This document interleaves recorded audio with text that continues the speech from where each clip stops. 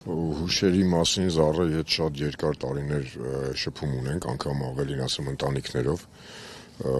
Վերջի պրոյեկտը, որ մենք միասին փորձեցինք անել, մի 2-3 սյոմեշնի օր ունեցանք, հետաքրքիր պատմություն է։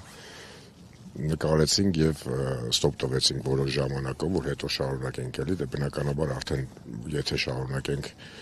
կամ չենք շարունակի, որովհետև Զառան չկա, այդ խոհանոցի մասին հետաքրքիր պրոյեկտ էր, Շանթ հեռուստաընկերությունով պետք է հեռարձակվեր սիթքոմ։ Բան էր ինքը, որ նկարահանման պրոցեսի ընթացքում, այսպես ասեմ, 2 ժամը 1 ստոպ էինք տալիս, որ Զառան մի 15-20 րոպե հանգստանա, որովհետև ասում էր լավ չեմ բան,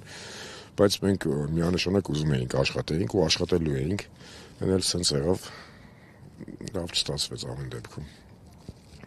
Հիշողություններ շատ կա Զառայի հետ, նոր անգամ ամուսնուն էլ, որ գրկեցի ցավակցություններս հայտնեցի, ասաց, որ քեզ շատ էր սիրում։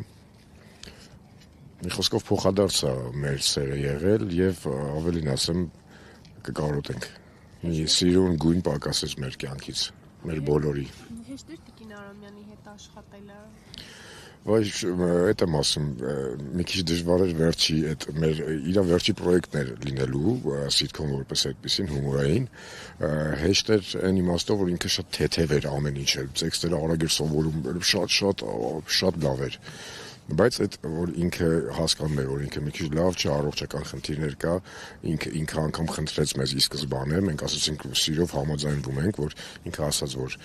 կարող է մի ժամը 1 բան, մի 15-20 րոպեով պրոստը ես հանգստանամ, մենք անգամ տենց մեծ ձիվան էինք վերցրել նկարահանման այդ պլաշատկայում, որ ինքը պարկի մի կես ժամ, նորից շարունակենք։ Այդպես տենց հիշողություններ կա իրանից,